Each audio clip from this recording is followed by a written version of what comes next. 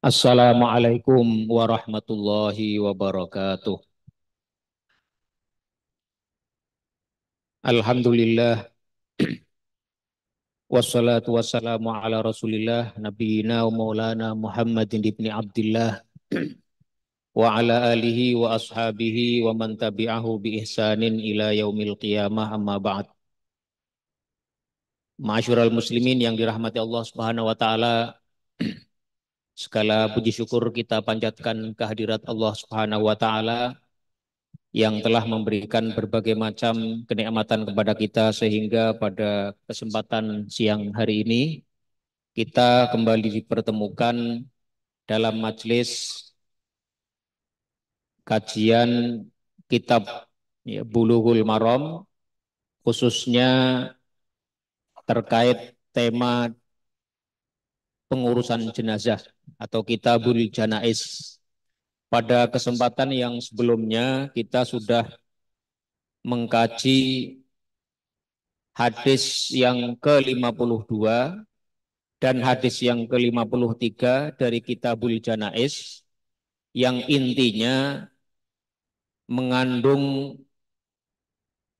hukum mengenai dianjurkannya atau disunatkannya berziarah kubur bagi umat Nabi Muhammad Shallallahu Alaihi Wasallam, khususnya kaum laki-lakinya.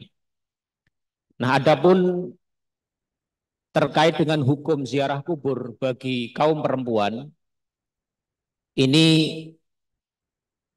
ada hadis yang datang setelahnya, yaitu hadis ke-54, yaitu an Abi Hurairah radhiyallahu anhu, dari sahabat Abu Hurairah radhiyallahu anhu, anna Rasulullah sallallahu alaihi wasallam, bahwa sesungguhnya Rasulullah sallallahu alaihi wasallam la'ana, beliau melaknat.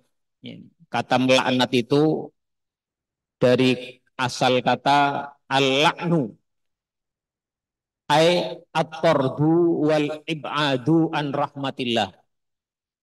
Jadi arti kata laknat itu maknanya adalah ditolaknya seseorang atau dijauhkannya seseorang dari rahmat Allah Subhanahu wa taala. Kalau di sini dikatakan bahwasanya Rasulullah sallallahu alaihi wasallam melaknat, itu maksudnya Rasulullah sallallahu alaihi wasallam mendoakan seseorang yang dilaknat itu dijauhkan dari rahmat Allah Subhanahu wa taala. Nah, siapa yang dilaknat di sini? Yaitu zairatil kuburi, perempuan-perempuan yang melakukan ziarah kubur. Akhrajahu Tirmidzi, hadis ini diriwayatkan oleh Imam Tirmidzi, wa shahhahahu Ibnu Hibban, dan disahihkan oleh Ibnu Hibban.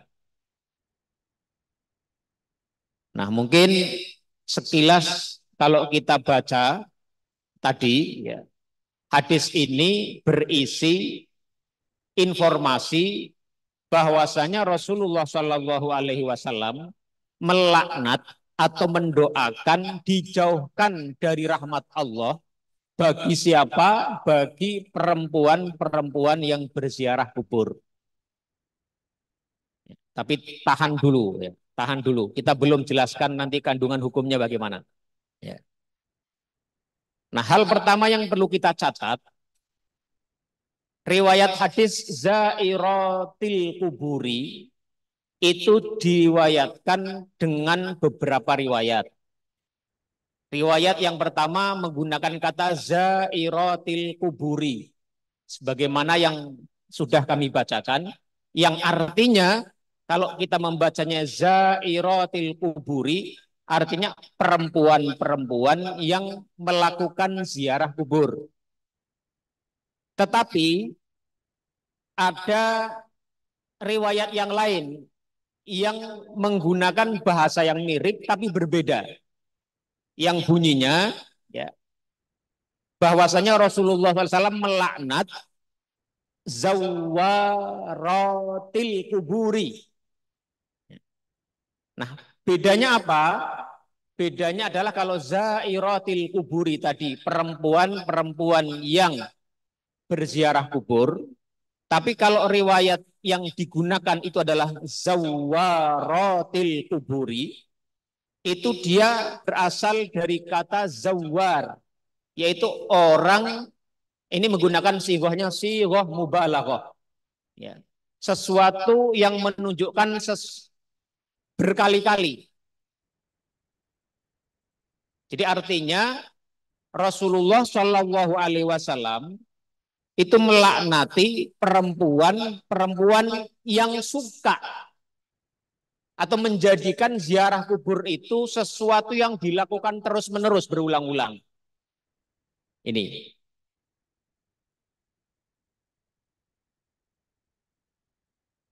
Ada juga riwayat yang lain yang berbunyi zuwaratil kuburi. Itu dari kata zuwar. Kata zuwar itu jamak dari zairoh. Ini maknanya mirip dengan makna yang pertama tadi.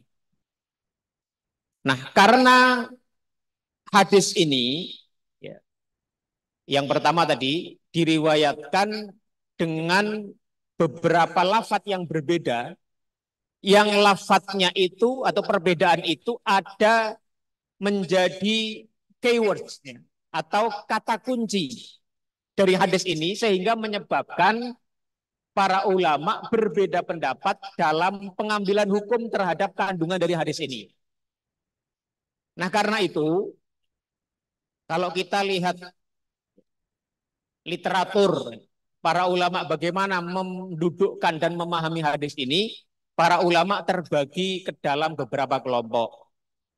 Kelompok yang pertama itu mereka mengatakan bahwasanya berdasarkan hadis ini yang tadi salah satu riwayatnya tadi disebutkan la'ana Rasulullah SAW zairatil kuburi, bahwasanya Rasulullah SAW itu melaknat perempuan-perempuan yang berziarah kubur. Mereka mengatakan bahwasanya hukum berziarah kubur bagi kaum perempuan adalah haram.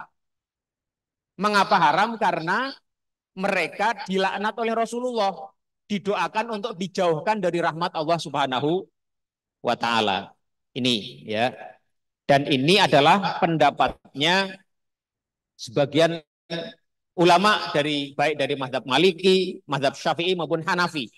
Dan juga sebagian dari ada satu riwayat dari Imam Ahmad. Ya, ini. Dan ini pula yang dianut oleh beberapa syekh ya dari Saudi misalnya apa namanya? Syekh Muhammad bin Abdul Wahab ya dan lain-lain. Ini perlu kita jelaskan agar kita tahu siapa berpendapat apa dan apa argumentasinya. Ini. Ini pendapat yang pertama yang mengatakan hukum dasar daripada berziarah kubur bagi kaum perempuan itu haram berdasarkan hadis yang tadi. Makanya kalau di antara komunitas kita ada di antara masyarakat yang kaum perempuannya nggak mau atau tidak dibolehkan ziarah kubur, ya dimaklumi saja karena mereka punya dalil, ada argumentasinya. Ini. Tetapi ada kelompok kedua yang berpendapat berbeda, yaitu mayoritas dari kalangan mazhab Hanafi dan mazhab Maliki, itu mereka mengatakan hukum ziarah kubur bagi kaum perempuan itu sama dengan hukum ziarah kubur yang berlaku bagi kaum laki-laki. Ini juga ada satu riwayat juga dari Imam Ahmad yang menyatakan demikian pula. Apa argumentasi mereka? Mereka mengatakan bahwasanya hadis yang kemarin kita bacakan itu, ya, yang bahwasanya Rasulullah SAW memerintahkan umatnya berziarah kubur itu, hukumnya berlaku kepada semua umat Nabi Muhammad, baik laki-laki maupun perempuan. Ini. Jadi yang kelompok kedua itu berpandangan bahwasanya hukum ziarah kubur sama statusnya bagi kaum perempuan seperti hukum bagi kaum laki-laki. Artinya ziarah kubur itu disunahkan kepada kaum laki-laki pun pula kepada kaum perempuan. Ini pendapat kelompok ulama yang kedua. Mereka juga berargumentasi dengan hadis yang lain. Ya, jadi sekali lagi ya, para ulama itu sebenarnya ya, perbedaan pendapat mereka itu umumnya didasari kepada dalil semuanya. Karena ulama-ulama dulu itu mereka semua ingin sekali mencontoh sunnah Rasulullah SAW. Nggak ada ulama manapun ya yang mukhlis, yang integritasnya diketahui, itu mereka tidak ingin mengikuti sunnah Rasul itu nggak ada. Semua ingin mengikuti sunnah Rasul, tetapi cara pandang, perspektif terhadap dalil itu bisa berbeda-beda. Dan ini tidak bisa kita pungkiri, dan ini tidak bisa kita hapuskan. Dan ini tidak boleh juga menjadikan pertengkaran. Karena itu semangat kita ini adalah ngaji itu harus mengetahui semuanya. Agar kita terbuka cakrawala pandang kita. Ini. Apa argumentasi yang memperkuat kelompok kedua ini? Mereka mengatakan ada hadis dalam Sahih Muslim yang meriwayatkan bahwasanya suatu ketika Aisyah bertanya kepada Rasulullah SAW, ya Rasulullah, kalau seandainya aku berziarah kubur, apa yang harus aku ucapkan? Maka kemudian Rasulullah SAW mengatakan, Quli assalamu ala ahli diyar minal mu'minina wal muslimin ila akhiril hadis. Rasulullah kemudian menjawab, mengajarkan kepada Aisyah, wahai Aisyah, kalau kamu masuk berziarah kubur, katakanlah assalamu alaikum atau assalamu ala ahli diyar minal mu'minina wal muslimin dan seterusnya. Nah, hadis ini dari mana diambil hukum bahwasanya ziarah kubur itu boleh bagi kaum perempuan? Yaitu ketika Aisyah radhiyallahu anha bertanya kepada Rasulullah tentang apa yang harus dia ucapkan ketika dia datang berziarah kubur, Rasulullah lantas mengajarkan salam kepada ahli kubur. Bukan kemudian Rasulullah mengatakan, wahai Aisyah, nggak boleh kamu itu ziarah kubur. Nah, artinya apa? Artinya ziarah kubur bagi kaum perempuan itu dibolehkan menurut kelompok yang kedua menggunakan hadis dalam Sahih Muslim ini. Ya, ini. Kemudian argumentasi ketiga mereka, kelompok yang kedua, yang mengatakan bahwasanya hukum ziarah kubur bagi kaum perempuan itu sama statusnya seperti hukum bagi kaum laki-laki, itu ada hadis yang diriwayatkan dalam Sahih Bukhari. Suatu ketika Rasulullah Shallallahu Alaihi Wasallam lagi jalan, ya, ketemu sama seorang perempuan. Ya, marron Nabi Shallallahu Alaihi Wasallam bimraatin tabki inda kubrin. Ada seorang perempuan lagi menangis ya di dekat satu kuburan. Faqala Rasulullah sallallahu alaihi wasallam, maka kemudian Rasulullah SAW bersabda, ittaqillaha wasbiri. Wahai kisanak perempuan, bertakwalah engkau kepada Allah dan bersabarlah. Jadi dalam riwayat ini Rasulullah SAW mengatakan kepada perempuan tadi untuk bertakwa kepada Allah dan bersabar. Bukan menegurnya, hei perempuan, nggak boleh kamu ziarah kubur, kembali kamu ayo. Bukan begitu. Ini ada dalam Sahih Bukhari. Ini dijadikan dalil sekali lagi oleh kelompok yang kedua yang mengatakan bahwasanya hukum ziarah kubur bagi kaum perempuan sama seperti hukum ziarah kubur bagi kaum laki-laki, yaitu dianjurkan atau disunahkan. Ini ya. Kemudian ada pendapat yang ketiga. Ya. Pendapat yang ketiga ini mengatakan bahwasanya ya, ziarah kubur bagi kaum perempuan itu makruh, ya, tapi tidak sampai batas pengharaman. Jadi kurang disukai atau tidak disukai saja. Wahada huwa mansusul Imami Ahmad, dan inilah riwayat yang jelas tegas dari Imam Ahmad. Imam-imamnya mazhab Hambali, ya. Imam Ahmad yang banyak dianut oleh ulama Saudi pun itu cenderung ke sini. Bahwasanya hukum ziarah kubur bagi kaum perempuan itu sebatas makruh saja, tidak disukai atau tidak dianjurkan. Wabihi qala aktsarus syafi'iyati, dan demikian pula pendapat mayoritas kalangan mazhab Syafi'i yang banyak dianut umat Islam di Indonesia. Wa ba'du al-Hanafiyati, dan juga pendapatnya sebagian dari mazhab Hanafi, wa ba'dul Malikiyati, dan sebagian mazhab Maliki. Jadi kalau boleh kita simpulkan, jumhur ulama, mayoritas ulama itu hanya sampai kepada batas memakruhkan, ya, ziarah kubur bagi kaum perempuan. Ya, karena apa? Alasannya adalah kaum perempuan itu hamba Allah yang rentan, ya, terjadi fitnah terhadap mereka. Fitnahnya apa? Ya, fitnahnya adalah mereka mudah terlecut emosinya. Misalnya ziarah kubur nanti tiba-tiba mereka berteriak-teriak, mereka terganggu emosinya. Nah, itu yang dikhawatirkan oleh para ulama. Maka hukumnya menurut kelompok yang ketiga itu sebatas makruh saja.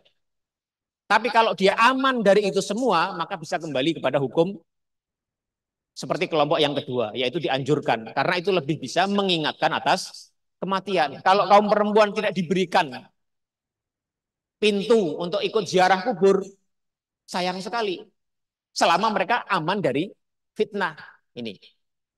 Nah, mereka berargumentasi dengan hadis yang sebelumnya pernah kita bacakan ya beberapa waktu lalu, yaitu hadis dari Ummu Atiyah, yang mana beliau mengatakan nuhina, ya, kami dulu kaum perempuan, ya, kata Ummu Atiyah, ya, nuhina dilarang oleh Rasulullah SAW an ittiba'il janaizi, dari mengikuti atau mengiringi jenazah. Walam yu'zam alaina, tetapi larangan itu tidak bersifat tegas, tidak bersifat harus. Ini. Waziyaratu min jinsil ittiba'i. Sementara ziarah itu ya hukumnya sama dengan mengiringi jenazah, ya. Karena manfaatnya bagi yang mengiringi itu sama gitu ya. Mengingatkan kematian, ya, mengingatkan kepada akhirat, mengingatkan bahwa dunia itu fana dan lain sebagainya. Jadi sekali lagi ada 3 kelompok ulama yang memiliki pandangan berbeda-beda mengenai hukum ziarah kubur bagi kaum perempuan. Ya. Dan 3-tiganya punya dalil. Ya. Dan 3-tiganya berargumentasi dengan hadis Nabi. Dan inilah yang terjadi sering demikian. Ya. Para ulama kita itu berbeda, sama-sama merujuk kepada sunnah, sama-sama merujuk kepada hadis, tapi kemudian kesimpulan hukumnya berbeda-beda. Nah, ini perlu kita pahami agar tidak mudah-mudah kita mencela orang yang berbeda pendapat dengan kita. Ya. Nah, kalau saya pribadi cenderung ya kaum perempuan selama itu aman ya dalam ziarah kuburnya, maka baik bagi mereka untuk ziarah kubur. Saya pribadi kalau pulang kampung, saya ajak anak saya, istri saya ziarah kubur ke makam ayah saya, ke makam ibu saya, agar sama-sama mendoakan mereka. Karena menurut beberapa ulama itu, kalau ahli kubur ya dikunjungi oleh orang-orang yang hidup, ya, meskipun ini tidak bersifat umum, Allah bisa saja memberikan, ya, informasi kepada ahli kubur itu mengenai hal tersebut. Jadi mereka akan ikut bergembira ketika dikunjungi oleh orang yang hidup. Ini ada pembahasan khusus terkait masalah ini dan saya sudah kaji ya. Ternyata mayoritas ulama ya, dari berbagai mazhab itu mengambil kesimpulan ya, dan ini insya Allah pendapat yang rojih, bahwasanya ahli kubur itu bisa merasakan kunjungan, khususnya ahli kubur dari kalangan orang-orang yang baik, orang-orang soleh. Ya. Karena kalau orang yang tidak soleh, mereka pasti sedang sibuk menghadapi siksaan alam barzah. Tapi ya orang-orang yang mukmin, orang yang muslim, orang-orang yang baik, orang-orang yang soleh, ketika dikunjungi oleh kerabatnya, oleh saudaranya, oleh ahli warisnya, mereka akan merasa senang dengan kunjungan itu sebagaimana mereka senang dikunjungi saat hidupnya. Ini. Jadi kita ziarah kubur itu perlu ya. Manfaatnya buat kita, kemarin sudah kita bahas, mengingatkan kematian. Kemudian juga bagi ahli kubur itu mereka senang dengan ziarah itu. Betul, kalau kita mendoakan itu nggak harus ziarah kubur pun bisa. Kita dari sini, dari masjid, dari rumah kita mendoakan orang-orang yang sudah mati, insya Allah doa kita nyampe. Allahumma gfir lana wali walidina. Allahumma gfir lana lihayyina wa mayitina. Allahumma gfir, misalnya li siapa ya, liruhi abina atau liruhi walidina misalnya. Itu bisa nyampe saja ya. Tidak perlu kita harus ke makam. Iya, itu bisa nyampe. Kita istighfar untuk mereka, betul itu bermanfaat. Tapi ziarah kubur itu selain bermanfaat untuk yang hidup, ya, mengingatkan atas kematian, maka bagi yang wafat, yang orang yang sudah dimakamkan itu juga mendapat manfaat pula. Ini, ya. Ini hadis yang ke-54. Ada pertanyaan sebelum kita lanjut? Jelas ya, insya Allah ya. Jadi tidak ada lagi persoalan ya, kalau kita melihat ada orang nggak mau ziarah kubur, ya wes dia punya dalil tadi. Ya, ada orang yang ziarah kubur, tapi tetap ya kita meskipun mengambil pendapat membolehkan ziarah kubur, usahakan selama bebas dari fitnah. Ya. Kalau kaum perempuan sebaiknya didampingi oleh kaum laki-lakinya, didampingi oleh suaminya, didampingi oleh anak laki-lakinya, berpakaian yang baik. Ya. Itu yang penting ya. Tetapi terkait hukum asal ziarah kubur bagi kaum perempuan sendiri, tadi sudah kita jelaskan 3 mazhab, tapi yang jumhur ya paling tinggi larangan itu sifatnya makruh saja. Wallahu taala alam. Ini. Yang berikutnya hadis yang ke-55 an Abi Sa'idin Al-Khudri radhiyallahu anhu dari sahabat Abu Sa'id Al-Khudri radhiyallahu anhu. Qala beliau mengatakan, la'ana Rasulullah sallallahu alaihi wasallam an-naihata wal mustami'ata. Rasulullah sallallahu alaihi wasallam itu melaknat, ya, sekali lagi kata melaknat itu maksudnya adalah mendoakan seseorang dijauhkan dari rahmat Allah. Kan ngeri nih kalau kita masuk dalamnya itu kan ngeri. Nabi yang mendoakan kita dijauhkan dari rahmat Allah. Maksudnya ini sebuah ancaman yang membuat kita harus waspada tentang siapa orang yang dilaknat tadi itu. Di sini disebutkan Rasulullah SAW melaknat an-naihata, perempuan yang meratapi orang yang meninggal. Mengapa disebutkan perempuan di sini? Karena memang lazimnya terjadi kepada kaum perempuan. Tapi bukan berarti kalau perempuan dilarang terus laki-laki boleh enggak. Ya. Itu berlaku umum. Meratapi kematian itu dilarang kepada semua umat Nabi Muhammad. Mau laki-laki mau perempuan. Tapi di dalam hadis ini yang disebutkan hanya kaum perempuan saja. Karena lazimnya ratapan itu datang dari kaum perempuan. Ini. Maka menggunakan kata an-naihah. Ya. Mu'annas. Kau apa perempuan yang meratap ya. Wal mustami'ata dan perempuan yang mendengarkan ratapan itu.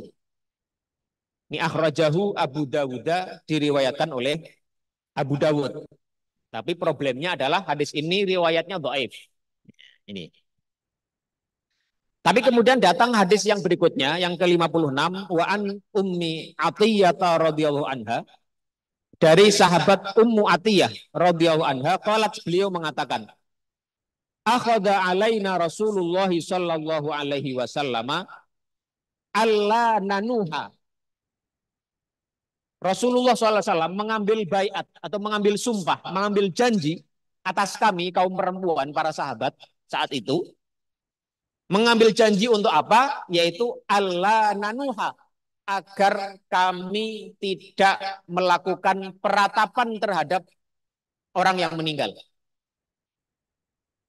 Jadi saking pentingnya larangan meratapi kematian itu, sampai-sampai para sahabat perempuan dulu, itu salah satu baiat mereka, salah satu janji atau sumpah kesetiaan kepada Rasulullah itu salah satu poinnya adalah tentang untuk tidak melakukan ratapan terhadap kematian. Ini hadisnya muttafaqun alaih, diriwayatkan oleh Imam Al-Bukhari dan Muslim. Ini hadis yang ke-56. Kemudian hadis yang ke-57, ini masih satu tema ya. Wa an Umar radhiyallahu anhu, dan dari sahabat Umar radhiyallahu anhu, anin Nabi sallallahu alaihi wasallam, dari Nabi sallallahu alaihi wasallam, qala, beliau mengatakan, beliau bersabda, al mayyitu, mayit itu yu'adzabu, diazab. Diazab itu artinya disiksa. Nanti akan kita jelaskan ini. Ya, maksudnya apa ya? Al mayyitu, mayit itu yu'adzabu, diadab, disiksa, fi qabrihi, di dalam kuburnya, bima niha alaihi, karena sebab ratapan yang dilakukan terhadapnya. Al haditsu muttafaqun alaih, hadisnya diriwayatkan oleh Imam Bukhari dan Muslim. Jadi Nabi bersabda bahwasanya mayit itu disiksa di dalam kuburnya karena sebab ratapan orang terhadapnya, orang yang hidup terhadapnya. Ini walahuma, dan diriwayatkan pula oleh Imam Bukhari dan Muslim nahwuhu, hal yang semisal, anil Mughirati ibni Syu'bata, dari Al Mughirah bin Syu'bah. Ini. Nah, dari ketiga atau empat hadis tadi, apa yang bisa diambil pelajaran atau hukum darinya? Yang pertama, ya, sebelum kita masuk apa namanya, yang pertama, hadis-hadis tadi menjadi dalil keharaman meratapi kematian. Nah, apa yang disebut dengan meratap? Kalau dalam tradisi jahiliyah itu, orang meratap itu biasanya dengan an-nadbu, ya, menyebut kebaikan-kebaikan daripada orang yang diratapi, orang yang meninggal itu. Jadi wan niyahatu raf'us sauti, mengangkat suara, ya, bin nadbi wa ta'didi mahasinil mayyiti, ya, ala sabilin nauhi kanohil hamam. Jadi mengangkat suara, berteriak-teriak dengan menyebut-nyebut kebaikan-kebaikan dari si mayit yang barusan meninggal.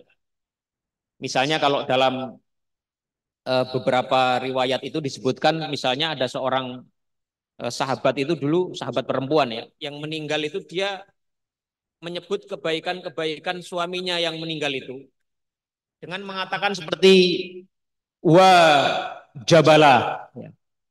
Jadi dia itu seakan-akan menganggap si mayit ini seperti tegarnya sebuah gunung, ya, yang menjadi tempat sandaran bagi si orang yang meratapi itu. Ini ada riwayatnya ya. Misalnya diriwayatkan bahwasanya ketika Abdullah bin Rawahah, ya, salah seorang sahabat Nabi yang sangat utama itu, ya, beliau pingsan menjelang kematian beliau, maka saudarinya yang bernama Amroh itu menangis, kemudian mengatakan wa jabala, wa kada. Jadi menyebutkan berbagai macam kebaikan-kebaikan orang yang meninggal itu. Maka kemudian ketika Abdullah bin Rawahah itu terbangun dari pingsannya, ternyata beliau masih diberikan umur yang lebih panjang lagi, ya, tidak meninggal saat itu. Maka beliau kemudian mengatakan kepada saudarinya itu, "Makulti syai'an illa qilali anta kadzalik." Ya, jadi Abdullah bin Rawahah ketika beliau pingsan, ya, yang dianggap oleh saudarinya bahwa itu adalah pingsan karena menjelang kematian, itu maka si Amroh ini, ya, saudarinya Abdullah bin Rawahah itu meratap, ya, dengan menyebut berbagai macam kebaikan. Kalau orang-orang kita misalnya nih, itu sering meratap seperti aduh Pak, ya, atau aduh suamiku, lantas siapa lagi nanti yang akan bisa memberikan biaya untuk anakmu, siapa yang akan melindungiku lagi, siapa yang bisa menjagaku. Nah, itu hal seperti itu nggak boleh. Jadi seakan-akan dengan kematian atau kehilangan orang yang baru meninggal ini, dia tidak memiliki yang melindungi. Padahal yang melindungi itu adalah Allah Subhanahu Wa Taala. Yang memberikan rizki adalah Allah Subhanahu Wa Taala. Yang memberikan kebaikan adalah Allah Subhanahu Wa Taala. Jadi meratap itu ekspresi seseorang seakan-akan dia tidak ridho dengan qada dan qadarnya Allah Subhanahu Wa Taala. Nah, di sini diriwayatkan tadi, kembali kepada riwayat Abdullah bin Rawahah tadi, ketika Abdullah bin Rawahah tadi bangun kembali dari pingsannya tadi, dia bertanya kepada saudarinya Amroh yang tadi meratap dengan menyebut berbagai macam kebaikannya Abdullah bin Rawahah tadi. Wahai saudariku, makulti syai'an. kamu tidak mengatakan satu kalimat pun illa qilali, kecuali dipertanyakan kepadaku, a anta kadzalik, apakah kamu persis demikian wahai Abdullah bin Rawaha. Ini ya. Jadi ungkapan-ungkapan orang yang hidup tadi itu justru membuat tidak nyaman orang yang sudah meninggal. Makanya di sini diwakilkan wa fi riwayatin falam mama talam tabki alaihi. Amroh ya, begitu diberitahu saudaranya Abdullah bin Rawahah bahwasanya meratapi justru menyengsarakan orang yang diratapi. Falam mama talam tabki alaihi. Ketika Abdullah bin Rawahah kemudian akhirnya meninggal, lam tabki alaihi, dia akhirnya tidak menangisi lagi dan tidak meratapinya lagi. Ini ya. Nah, persoalannya adalah apakah betul orang yang meninggal itu bisa diazab karena ratapan orang yang hidup? Padahal ada ayat yang berbunyi wala taziru waziratu wizra ukhra. Dan tidaklah ada orang itu menanggung tanggungan dosa orang lain.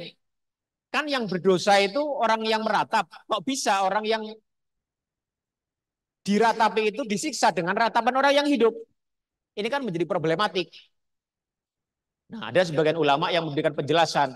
Itu bisa terjadi jika orang yang meninggal itu sebelum dia meninggal dia berwasiat agar orang-orang yang hidup itu meratapinya. Karena ratapan itu bagi sebagian orang jadi semacam kebanggaan. Oh, kalau diratapi oleh yang hidup seakan-akan dia memang sudah hidup dengan segala kebaikan. Hidup dengan segala prestasi bagi keluarganya. Sehingga ada orang yang berwasiat nanti kalau aku mati tolong diratapi. Itu yang seperti itu yang membuat dia ikut disiksa karena ratapan orang yang hidup. Tapi pandangan ini tidak terlalu kuat, ya, tidak terlalu kuat.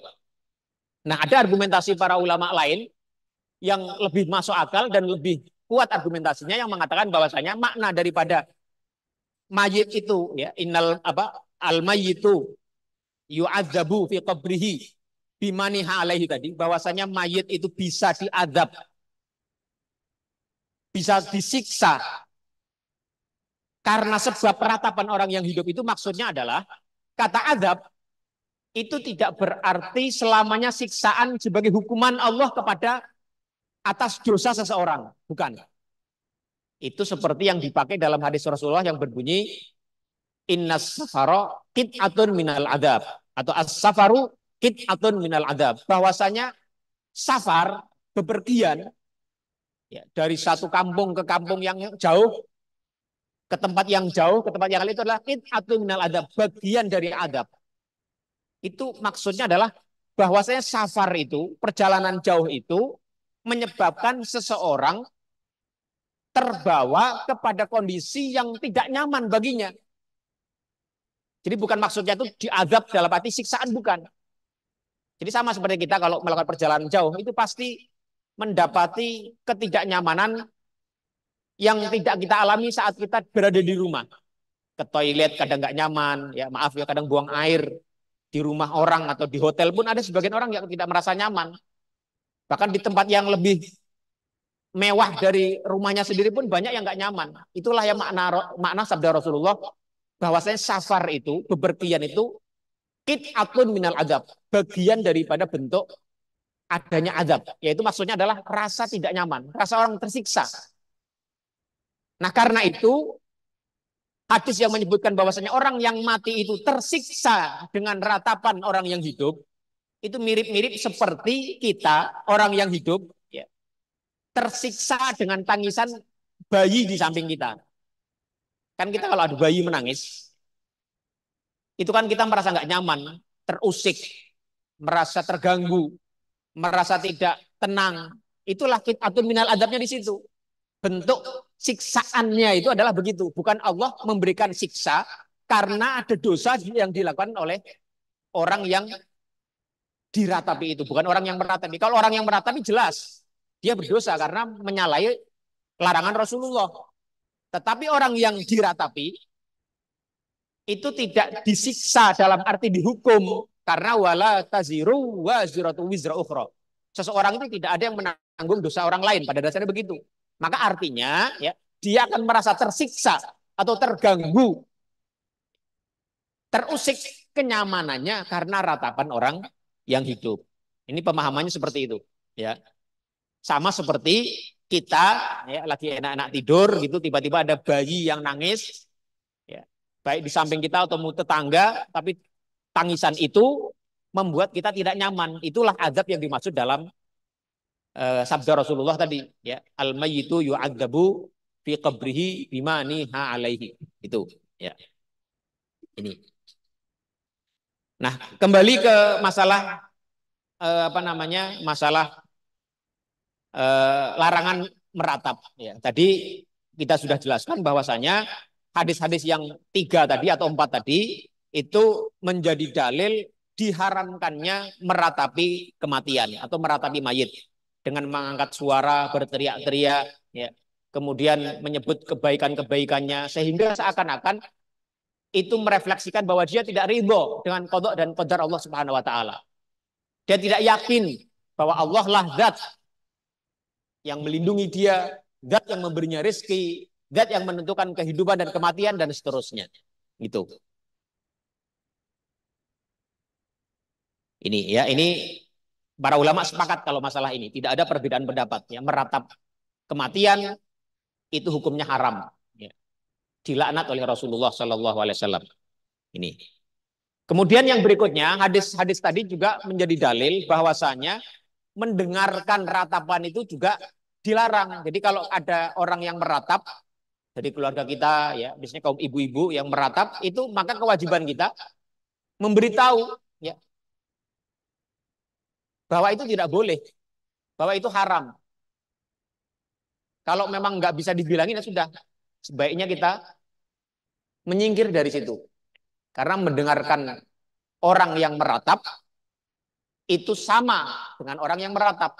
Jadi sama dengan kita lah, mendengar atau melihat, menghadiri satu kegiatan kemaksiatan, kita diam saja, bahkan menikmatinya ya sama hukumnya seperti dengan orang yang melakukannya. Ini. Ya meskipun mungkin derajat dosanya mungkin berbeda-beda ya, tapi artinya sama-sama dosa maksudnya. Ini. Ya. Ini. Ini hadis yang ke 54 sampai 58. Ada yang pertanyaan sebelum kita lanjut mengenai larangan meratapi kematian ini? Baik, kalau nggak ada, kita lanjut hadis berikutnya. Hadis ke-59, wa an Anasin radhiyallahu anhu, dan dari sahabat Anas radhiyallahu anhu. Qala, beliau mengatakan, syahidtu bintan lin Nabi sallallahu alaihi wasallam tudfanu. Suatu ketika aku menghadiri, ya, satu kejadian di mana salah satu daripada putri Rasulullah SAW meninggal dan dimakamkan. Wa Rasulullah sallallahu alaihi wasallam jalisun inggal qabri. Dan Rasulullah sallallahu alaihi wasallam saat itu beliau duduk di atas kuburan, ya, maksudnya di samping daripada pemakamannya putri beliau yang baru meninggal itu. Fara'aitu ainaihi tadma'ani. Maka aku melihat bahwasanya kedua mata Rasulullah SAW itu mengalir air mata. Ya. Rawahul Bukhari. Hadis ini diriwayatkan oleh Imam Al-Bukhari. Ya. Nah, dari hadis ini itu para ulama mengambil hukum bahwasanya menangis, ya, karena adanya kematian, ya, menangis karena ditinggal oleh orang yang kita cintai, itu hukumnya dibolehkan. Dan itu adalah sebuah hal yang wajar terjadi. Bahkan Rasulullah, ya, yang hatinya sangat kuat, ya, contoh teladan terbaik kita, ketika salah satu putri beliau meninggal, beliau tidak kuasa juga menahan air mata. Dan itu wajar, itu manusiawi. Menangis itu boleh, terseduh-seduh. Sampai keluar suara pun enggak masalah. Enggak masalah. Ya. Ini, karena itu manusiawi. Dan Islam itu senantiasa hadir, ya, tidak untuk membatalkan tabiat manusia, tapi mengarahkannya ke jalan yang benar, ya, atau mengarahkannya untuk tidak melenceng jauh dari tabiat aslinya. Jadi kalau menangis, ya, mencucurkan air mata, tersendu-sendu karena ibu kita meninggal, ayah kita meninggal, itu tidak masalah. Itu tidak masalah, itu manusiawi sekali. Ya, ini. Karena itu juga ada hadis lain, ya, diriwayatkan pula oleh Anas, ya. Ini dalam Sahih Bukhari dan Muslim, bahwasanya Rasulullah SAW juga pernah, ya, kematian, apa namanya, ketika datang kematian salah satu putra beliau yang masih kecil, ya.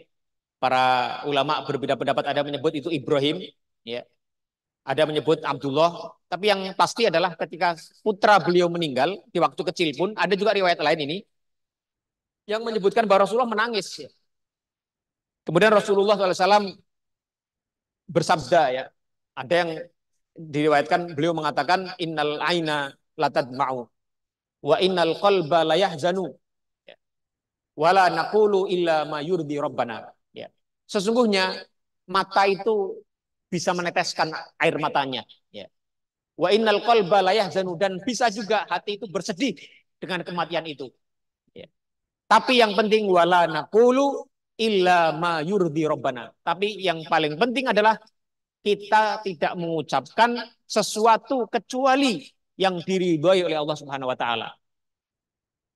Jadi jangan sampai kita mengungkapkan satu ungkapan yang tidak diridhoi oleh Subhanahu wa taala, yang mengindikasikan atau merefleksikan ketidakridhoan kita terhadap qada dan qadar Allah Subhanahu wa taala.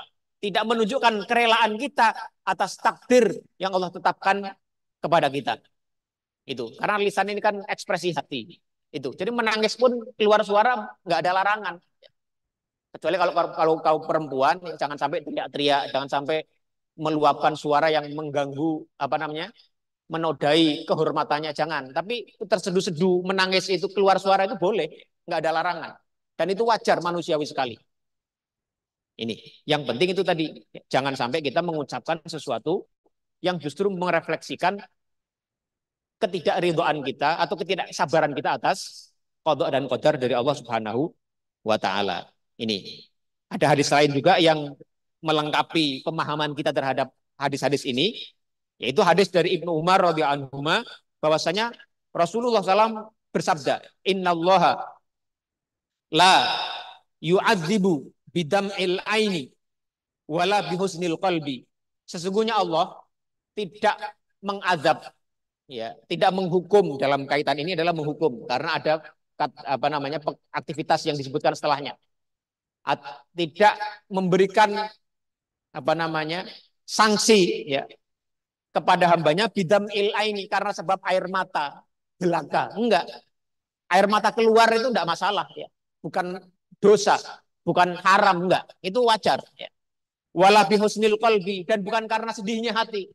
Seseorang bersedih itu wajar, manusiawi, tapi apa tabii sekali. Ini enggak masalah kita bersedih, ada kerabat meninggal, itu bersedih silahkan, enggak ada masalah. Jangan ditahan-tahan, bersedihlah. Ya. Selama dalam batas kewajaran. Ya, ini. Walakin yu'adzibu bihada. Benar Rasulullah SAW menunjuk kepada lisannya. Walakin, tetapi Allah mengazab seseorang bihada. Karena sebab ini, ya, lisannya. Jadi kalau bersedih saja, menangis saja, lisannya terjaga, tidak masalah. Tapi kalau sampai lisannya tadi meratap, ya, mengungkapkan hal-hal yang justru merefleksikan sesuatu yang apa namanya tidak ridho kepada takdir Allah, itulah yang diadab di situ. Ya. Ini walakin yu'adzibu bihada au yarham. Tapi Allah merahmati seseorang atau mengadab seseorang karena sebab ininya, ya, lisannya. Ini ya. Jadi apa namanya? Ini jelas juga ya bahwasanya menangis, bersedih karena meninggalnya seseorang itu boleh. Rasulullah pun melakukan itu, mengalami hal itu. Ini. Kemudian hadis yang berikutnya, hadis yang ke-60. An Jabirin radhiyallahu anhu, dari sahabat Jabir radhiyallahu anhu. Anna Nabiyya sallallahu alaihi wasallam qala, bahwasanya Rasulullah SAW bersabda, la tadfinu mautakum bil laili Dan janganlah kalian apa, memendam atau menguburkan ya orang-orang yang meninggal di antara kalian bilaili pada waktu malam. Illa antut terru ya, kecuali terpaksa atau kecuali dalam keadaan darurat. Akhrajahu Ibnu Majah, hadis ini diriwayatkan oleh Ibnu Majah, wa asluhu fi Muslimin, dan asalnya ada dalam Sahih Muslim. Lakin qala, tapi dalam riwayat Muslim disebutkan zajara an yukbarar rajulu bil laili hatta yusalla alaihi. Rasulullah SAW melarang atau memperingatkan mengenai menguburkan jenazah di malam hari ya sampai hatta yusalla alaihi, sampai benar-benar dipastikan bahwasanya kewajiban-kewajiban terhadap jenazah telah dilakukan, telah disolati, telah dilakukan segala hal kewajiban terhadap mayit, itu baru dibolehkan. Ini ya. Jadi dari hadis ini menjadi dalil hukum memakamkan seseorang pada waktu malam. Ada sebagian ulama yang mengatakan haram menguburkan jenazah pada waktu malam, sebagaimana zahir daripada hadis yang baru kita bacakan. Ya. Ini, tapi pendapat ini tidak kuat. Ya. Dan jumhur ulama mengatakan, ya, annahu yajuzu dafnu lailan, dibolehkannya menguburkan jenazah pada malam hari wala karohata fihi, dan tidak ada kemakruhan di dalamnya, sama sekali boleh-boleh saja kalau memang maslahat menuntut seperti itu. Wahada qaulul jumhuri min ahlil ilmi. Ya, ini adalah pendapatnya jumhur ulama. Ya, mengapa atau dengan argumentasi apa? Li hadithi Ibni Abbasin, karena mereka berdasar kepada hadis Ibnu Abbas, hadis yang lain. Ya, tentang yang berisi tentang kisah ya seseorang laki-laki yang dikubur pada malam hari. Kemudian Rasulullah SAW tidak tahu ya, tentang dikuburnya seseorang ini. Kemudian besoknya Rasulullah SAW baru tahu bahwa seseorang itu telah dikuburkan pada malam harinya. Faqalan Nabi Sallallahu Alaihi Wasallam, Rasulullah SAW bersabda, afala adantumuni. Ya. Mengapa kalian tidak memberitahu aku? Ini ada dalam Sahih Bukhari dan Muslim. Jadi Rasulullah SAW bukannya melarang si fulan laki-laki tadi dikuburkan malam hari. Rasulullah tidak mengatakan, kenapa kalian kuburan malam? Enggak. Tapi Rasulullah hanya mengatakan, mengapa kalian tidak mengabariku? Maksudnya Rasulullah ingin juga ikut serta. Ya, bukan melarangnya. Ini dalil yang sangat kuat sekali yang menunjukkan bahwasanya memakamkan jenazah pada malam hari itu dibolehkan. Kemudian ada beberapa argumentasi yang lain ya, yang menjadi dasar, yang menguatkan pendapat bahwasanya menguburkan jenazah boleh pada malam hari. Antara lain adalah bahwasanya beberapa sahabat seperti Abu Bakar itu dimakamkan pada malam hari.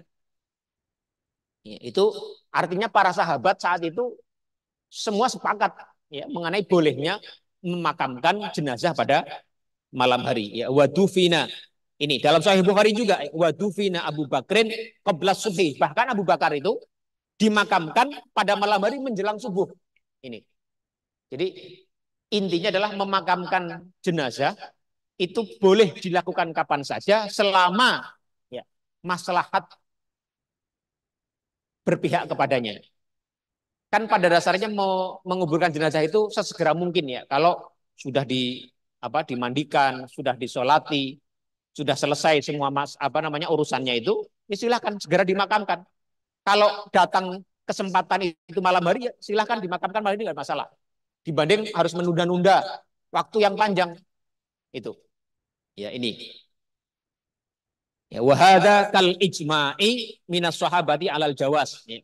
Imam Ibnu Hajar al Asqalani ketika memberikan komentar terhadap riwayat tadi, beliau mengatakan ini seakan-akan menunjukkan ya ijma ya kesepakatan para sahabat mengenai bolehnya menguburkan jenazah pada malam hari. Ini ya barangkali ini yang terakhir yang kita bahas mengenai hukum memakamkan jenazah pada malam hari.